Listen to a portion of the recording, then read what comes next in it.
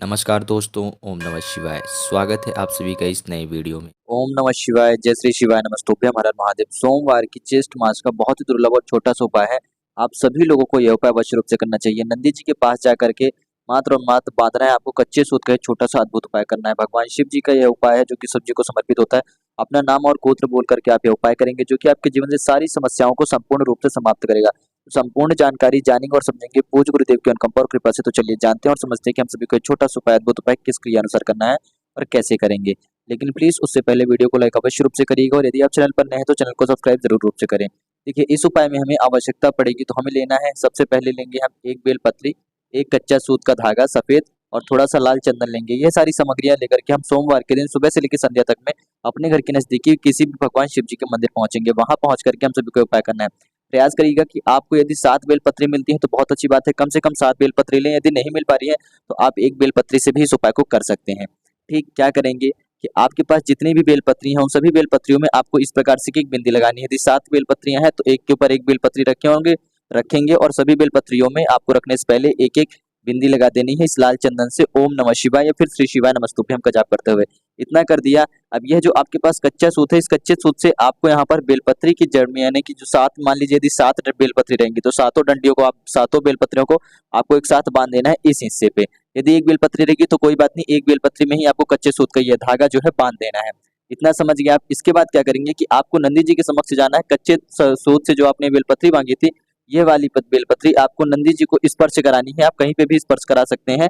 ध्यान दीजिएगा, यहाँ पर आपको चरणों के पास दिख रही है तो चरणों में स्पर्श नहीं कराने का तात्पर्य है, या तो आप उनके सामने रख करके नंदी जी के समक्ष, नंदी जी के सामने रख देंगे और सबसे पहले अपनी विनती जो है आप नंदी जी से कहेंगे। जो भी आपकी समस्या, जो भी आपकी परेशानी है, फिर जो भी किसी भी कार्य से लेकर के जुड़ी हुई आपकी विशेष इच्छा मनोकामना है, कोई भी आपकी इच्छा मनोकामना हो, सोमवार के दिन जो कि भगवान शिव जी को समर्पित होता है, आप उनसे प्रार्थना याचना कर सकते हैं। चाहे धन से हो, चाहे नौकरी व्यापार से हो, चाहे बच्चों के लिए हो, चाहे बच्चों की बुरी लत हो, चाहे पति या भाई की बुरी लत, नशे जैसी बुरी शक्तियों से, बुरी नकारात्मक शक्तियों से उनको छुड़ाना हो, किसी का नकारात्मक शक्तियां है, यदि कोई ग्रह कलेश रहता है, यदि कोई पीड़ित रहता है, या फिर आपकी कहीं नौकरी नहीं लग रही है, या फिर जमीन जायदाद संबंधित कोई आपकी समस्या है, या फिर किसी आप अन्य कार्य को विशेष रूप से प्रारंभ करना चाह रहे हो और उसमें कोई समस्या अड़चन आ रही है, या फिर आपकी कोई अन्य विशेष इच्छा मनोकामना है, उसकी परिपूर्ण के लिए, साथ ही साथ घर से जुड़े हुए ग्रह कलेश को दूर करने के लिए भी आप प्रार्थना याचना कर सकते हैं।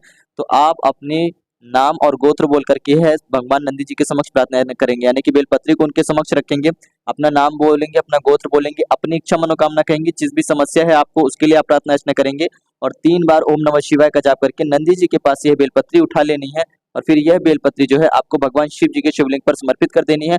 यदि आपके पास थोड़ा सा कच्चा सूत का यह धागा बचा हुआ रहेगा तो आप नंदी जी, भगवान शिव जी के शिवलिंग पर माता जगत जननी का हस्तकमल का जो स्थान है, इस वाले स्थान पर आपको एक बार घुमा करके, यानी कि एक राउंड दे करके आपको कच्चे सूत का यह धागा बांध देना है या फिर पहना देंगे।